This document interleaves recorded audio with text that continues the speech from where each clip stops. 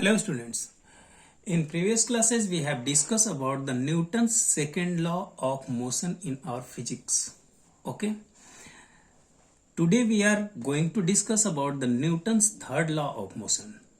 Second law क्या बताता था? F is equal to ma. Means force is equal to mass multiplied by the acceleration of the body. Is that? Now we are going to discuss about the Newton's third law of motion. Okay. So let's start now. Newton's third law of motion.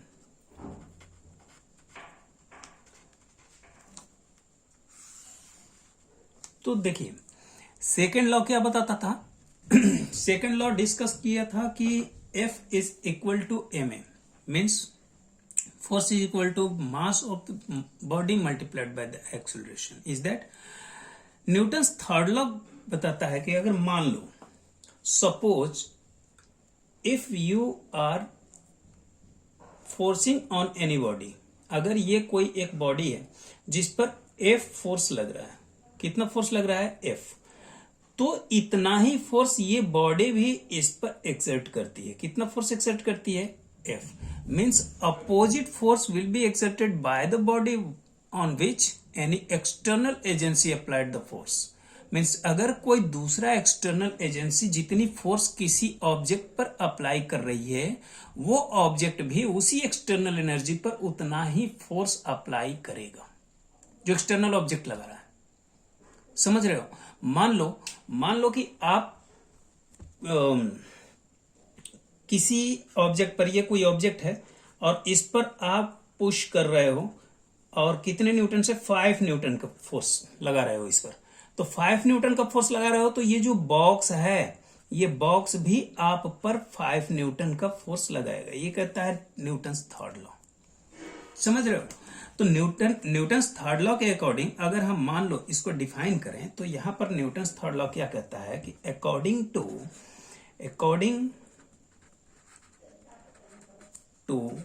Newton's third law,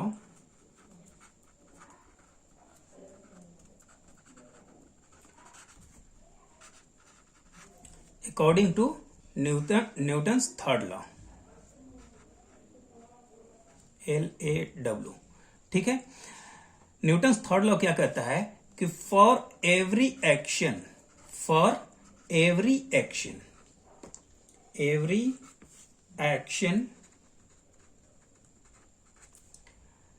there will be an equal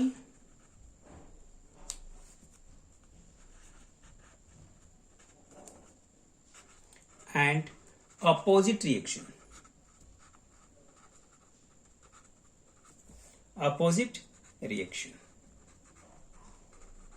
अगर कोई मान लो यहां कोई gun है, ये कोई gun है, ठीक है, ये मान लो कोई गन है,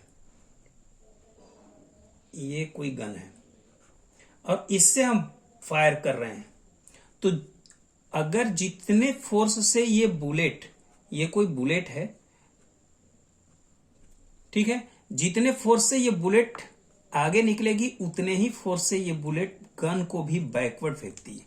और यही रीजन है कि गन चलाने पर गन क्या करता है? हमें झटका देता है. इसके पीछे रीजन सिर्फ यही है.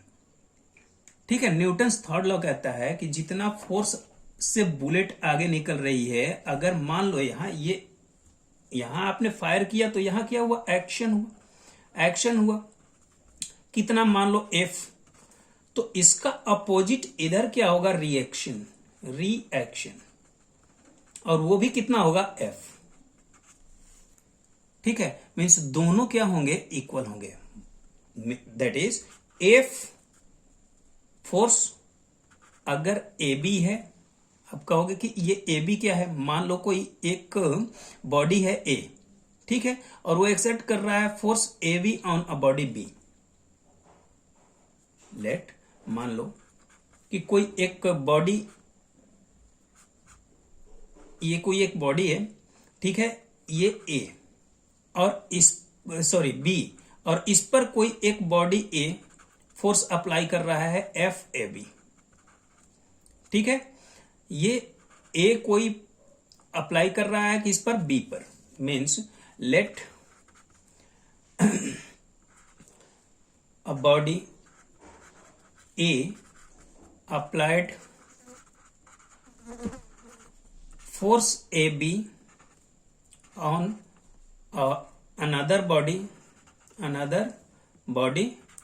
कितना B। ए अगर किसी भी let body A applied force FAB on another body B, किसी दूसरे B बॉडी पर अगर ये ए बॉडी फोर्स अप्लाई कर रहा है, कितना कर रहा है FAB, then force, reaction force, कौन सा, reaction force from body B is also applied on A, and both force will be equal but in opposite direction,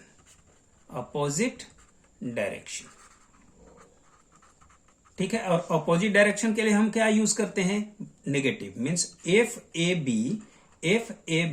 is equal to -FAB, और ये माइनस का सिंबल है, इसे आप लोग F का मत मान लेना। समझ रहे हो, जितना फोर्स A ने B पर अप्लाई किया उतना ही फोर्स B भी A पर अप्लाई करेगा, but the force will be in opposite direction. This is called by Newton's third law. Is that clear now? इसका एक सिंपल सा एग्जांपल ये ले सकते हो कि अगर मान लो आप कहीं नदी में नहा रहे हो और उस पर आप स्लैप करते हो, उस पानी पर आप स्लैप करते हो, या किसी बकेट में पानी ले लो, उस पर आप स्लैप करो बहुत तेजी से, तो जितना फोर्स आप अप्लाई कर रहे हो उस वाटर पर, उतना ही वाटर भी आप पर फोर्स अप्लाई करता है, और वो जो फोर्स अप्लाई होगा, यही रीजन है कि आपके हथेली पर चोट महसूस होती है, ठीक है। अब अगर कहोगे कि सर हम पानी के अंदर अगर जाते हैं तो फिर अंदर से ऊपर की तरफ आते हैं, वो दूसरी बात हो जाएगी।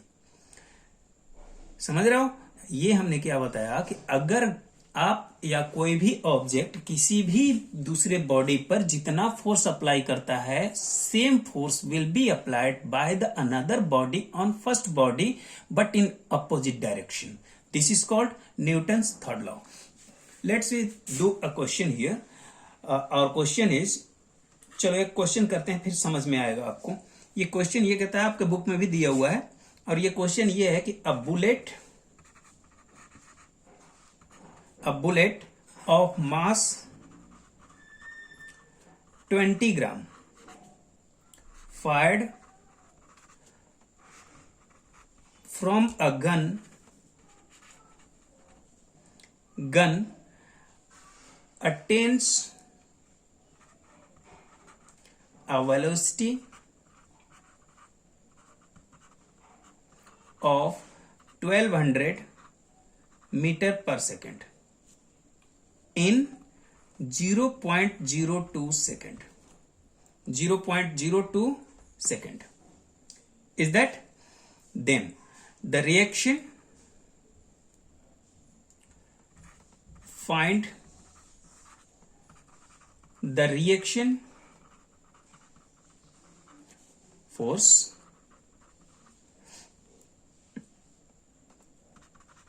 that acts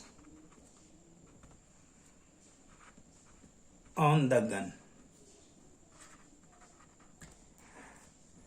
क्वेश्चन कह रहा है कि मान लो कि एक कोई बुलेट है, कितना उसका मास है, 20 ग्राम। 20 ग्राम का कोई बुलेट है और उसको गन से फायर किया जाता है, ठीक है। और वो जब गन से फायर किया जाता है तो वो 0.02 सेकेंड में, कितने में, 0.02 सेकेंड में 1200 मीटर पर सेकेंड की वेलोसिटी ऑक्युपाई कर लेता है। Suppose for a little time a bullet of mass 20 gram, means the mass of bullet is 20 ग्राम। ठीक है, तो सबसे पहले हम क्या लिखते जाते हैं, हमने बताया था आपको, पहले हम लिखेंगे given the data what we have, what is available to us. Okay, तो गिवन क्या क्या दिया हुआ है हमारा, mass of body, mass of the body, तो मास ऑफ बॉडी यहां पर क्या है, बुलेट है। मास ऑफ बुलेट कितना दिया हुआ है, 20 ग्राम। 20 ग्राम को अगर किलोग्राम में कन्वर्ट कर दो कितना आएगा, 0.02 kg आएगा ना।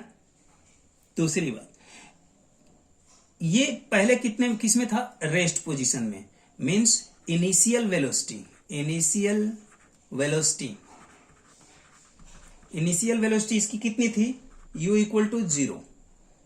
भाई स्टार्टिंग में तो 0 मीटर पर सेकंड की वेलोसिटी पर है, जब फायर ही नहीं हुआ है तो रेस्ट में है, रेस्ट में इनिशियल वेलोसिटी होती है, इनिशियल वेलोसिटी कितनी है यहाँ पर, 0 मीटर पर सेकंड। क्लियर है ना। अब देखो क्या कहता है कि फाइनल वेलोसिटी ये कितना ऑक्युपाई कर लेती है, 1200 मीटर पर सेकंड। समझ रहे हो, तो यहां पर फाइनल वेलोसिटी क्या हो जाएगा, final velocity, final velocity v is equal to कितना हो जाएगा, 1200 मीटर पर सेकंड हो जाएगा। और टाइम अपना कितना दिया हुआ है, टाइम इज इक्वल टू कितना दिया हुआ है, 0.02 सेकेंड दिया है ना, कितना दिया है, 0.02 सेकेंड। अब बताओ action force acted on the bullet कितना आएगा भाई, F इक्वल टू क्या होता है, m है, m इंटू ए, और a हमें पता नहीं है, तो a के लिए क्या हम ये लिख सकते हैं, चलो हम इसको चेंज करते हैं, पेज चेंज करके लिखते हैं। बताओ हमारा क्या होता है, F इज इक्वल टू क्या होता है, m होता है ना, और a तो हमारे पास है नहीं, तो हम क्या लिख सकते हैं, m multiplied by v minus u upon t लिख सकते हैं। On the place of a we can write here v minus u upon t, why, because v is equal to u plus a t, ये आपको पता है, u plus a T, यहां से अगर आप डिराइव करोगे तो a इक्वल टू क्या आएगा, v minus u upon T आएगा। समझ रहे हो, तो हमने इसी वैल्यू को यहां क्या कर दिया, पुटअप कर दिया, करेक्ट है। अब यहां पर हमें फाइनल वेलोसिटी भी पता है, इनिशियल वेलोसिटी भी पता है, टी भी पता है और m भी पता है, सबकी वैल्यू आप क्या कर दो, पुटअप कर दो। 0.02 multiplied by final velocity is 1200 minus initial velocity is 0 upon time is 0.02, correct. अब देखो 0.02 and 0.02 both will be cancel, what we get here, 1200 what force है, तो किस में आएगा, न्यूटन में। 1200 न्यूटन का फोर्स वो क्या कर रहा है, अप्लाई हो रहा है। समझ में आ रहा है, क्लियर है ना। ये एक सिंपल सा क्वेश्चन था। क्वेश्चन अपना ये था कि मान लो एक बुलेट है जिस 20 ग्राम का बुलेट है, 20 ग्राम का बुलेट है, अगर उसको फायर किया जाता है किसी गन से, तो वो बुलेट जो है वो 1200 मीटर पर सेकंड की वेलोसिटी ऑक्युपाई कर लेता है, कितने में, 0.02 सेकंड में। तो कहता है रिएक्शन फोर्स क्या होगा, reaction force that action the gun, find the reaction force that action the gun, कितना होगा,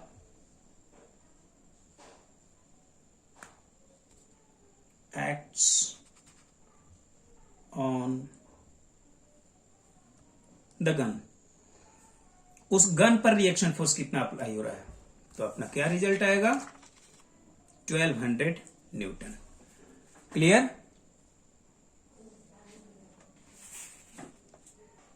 let's we do another question now, question number 2, and that is a body of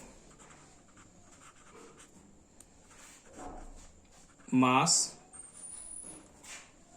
10 kg, कितना है, 10 kg, is placed on a horizontal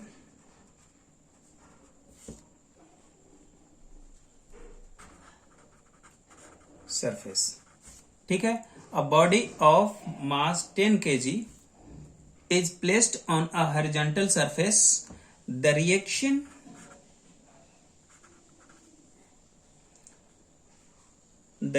force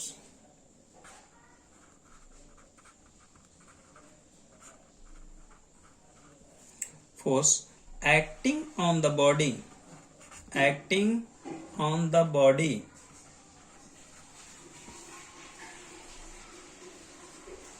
is what? G is equal to calculate 10 meter per second square, 10 meter per second square, okay. तो देखो इसको अगर हम calculate करेंगे तो सीधी सी बात है, यहां तो आपको कुछ करना ही नहीं है। The body of mass 10 kg is placed on the horizontal surface, किसी हॉरिजॉन्टल सरफेस पर, ये हॉरिजॉन्टल सरफेस है और इस पर कोई एक बॉडी रखी हुई है। इसका मास कितना है? 10 kg। कितना है? 10 kg। कहता है कि the reaction force acting on the body is, इस पर रिएक्शन फोर्स कितना एक्ट कर रहा है? तो सीधी सी बात है, जितना ये अप्लाई करेगा उतना ही अपोजिट अप्लाई करेगा। But how? लुक, आप इसको कैसे कैलकुलेट कैसे करोगे? मास गिवन कितना है? 10 kg, है ना। अब बताओ एक्शन फोर्स कितना होगा? एक्शन फोर्स कितना होगा? और एक्शन फोर्स तो वही होगा ना जो इसका वेट होगा, means what?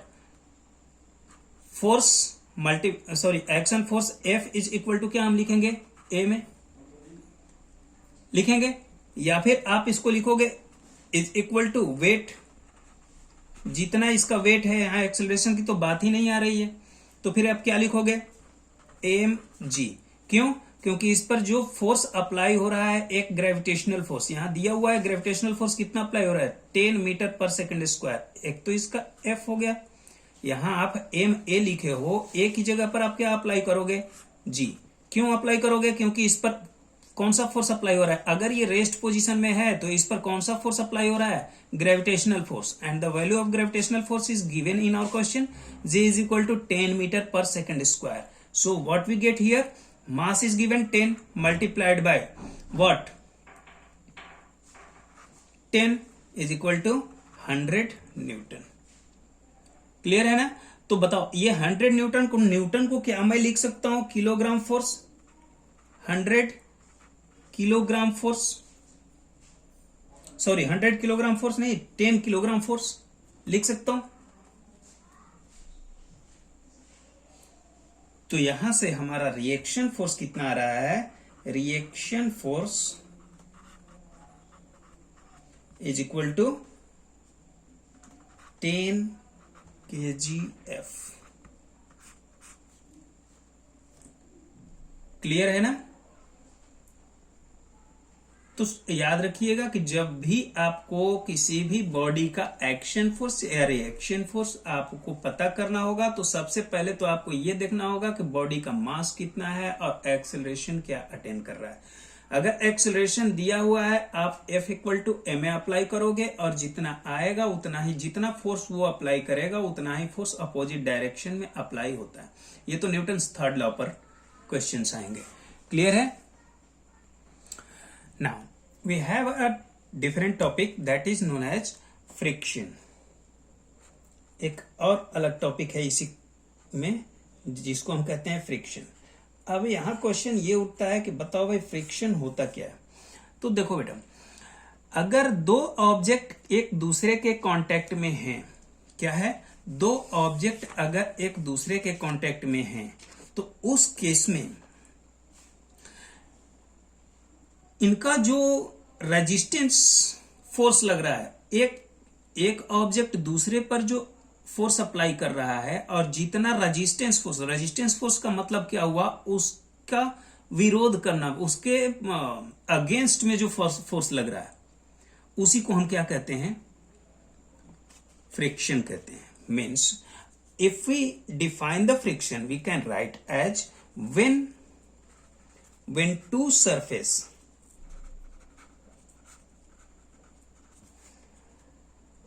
are in contact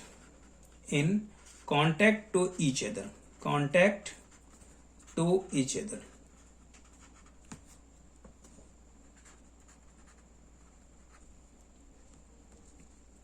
In relative motion, relative motion का मतलब क्या हुआ कि एक बॉडी दूसरे पर क्या कर रही है, मोशन में है, ठीक है। तो the resistance force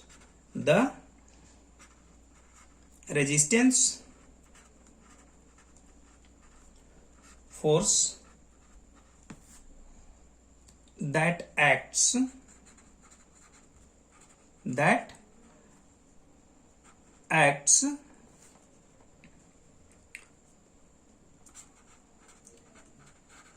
parallel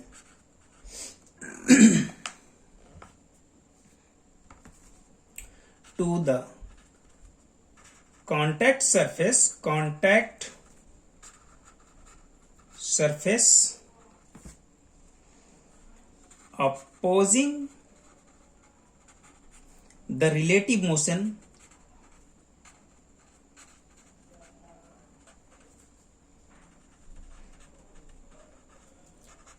is called friction.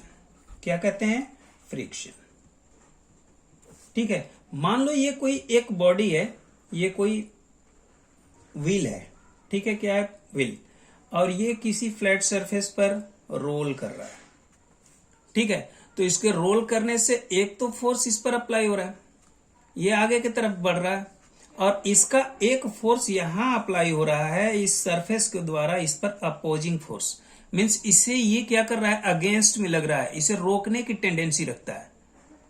समझ रहे हो आप, इसको आप क्या कर रहे हो, ये क्या करेगा, रोकने की टेंडेंसी रखेगा। मीन्स अगर आप इसको फ्रीली छोड़ दे रहे हो तो ये कुछ दूर जाने के बाद ऑटोमेटिक रुकेगा। क्यों रुक रहा है, क्योंकि यहां पर एक फोर्स अप्लाई हो रहा है, इस सरफेस के द्वारा भी इस व्हील पर कोई फोर्स अप्लाई हो रहा है, and that force is known as friction. उसी फोर्स को क्या कहेंगे, फ्रिक्शन। मीन्स अगर बात करें कि फ्रिक्शन है क्या, तो आप इसको सिंपल फॉर्म में ये कह सकते हो, friction is the force applied by the another body when two body are in contact in motion, applied by the another body to stop or oppose the action force। किसी action force को oppose करने के लिए जो बल, जो force किसी दूसरे बॉडी द्वारा पहली बॉडी पर लगाया जा रहा है, उसको हम क्या कहेंगे, फ्रिक्शन फोर्स करेंगे। क्लियर है ना। फ्रिक्शन क्या है, फ्रिक्शन फोर्स, जो फोर्स किसी दूसरे बॉडी द्वारा पहली बॉडी के अपोज में लगाया जाए, मीन्स अगेंस्ट में लगाया जाए, उसको हम क्या नाम देते हैं, फ्रिक्शन फोर्स या फ्रिक्शन कहते हैं। समझ में आ रहा है। यहां एक क्वेश्चन आप क्रिएट कर सकते हो, या एक क्वेश्चन आपके माइंड में चल रहा होगा कि इस फ्रिक्शन फोर्स का जो मेन रीजन है वो रीजन क्या है। तो देखो बेटा, इसमें दो बातें होती हैं। मान लो suppose for a little time this is our flat surface and there is a block kept on it, ठीक है, and block has some mass, मान लो 5 kg या कुछ भी मान लो, m मान लो, और इस पर कोई फोर्स अप्लाई हो रहा है। कितना फोर्स अप्लाई हो रहा है, F। तो इस पर जो फोर्स अप्लाई हो रहा है, एक फोर्स तो इधर से अप्लाई हो रहा है, दूसरा फोर्स इसके कुछ सरफेस का कुछ पार्ट इसके कांटेक्ट में है। किसके कांटेक्ट में है, जो फ्लैट सरफेस है इसके कांटेक्ट में है, ठीक है। तो कांटेक्ट में होने की वजह से एक फोर्स तो यहां से अपोज करेगा, इसको रोकने की टेंडेंसी रखेगा। क्यों, क्योंकि इस पर एक फोर्स और वर्क कर रहा है, जिसको कहते हैं ग्रेविटेशनल फोर्स, ठीक है। तो याद रखिएगा कि अगर पूछा जाए कि रीजन क्या है फ्रिक्शन का, तो उसमें आप दो बातें कह सकते हो। एक तो force applied by the body on the surface and by the surface on the body, and one more force which is applied by the earth, that is gravitational force. Is that? Now type of friction,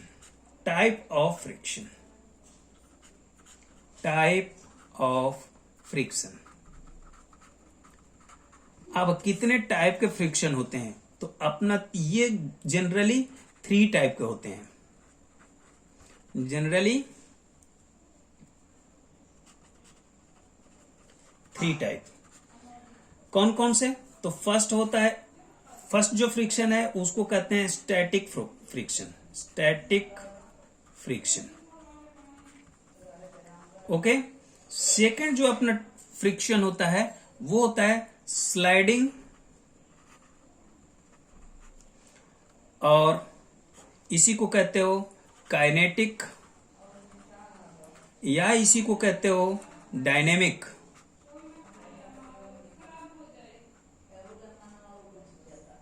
dynamic friction, ठीक है। और अपना जो third type का friction होता है उसको हम कहते हैं रोलिंग फ्रिक्शन, ठीक है। तो ये अपने होते हैं 3 टाइप के friction. We will discuss about it one by one in our next video. Okay, thank you.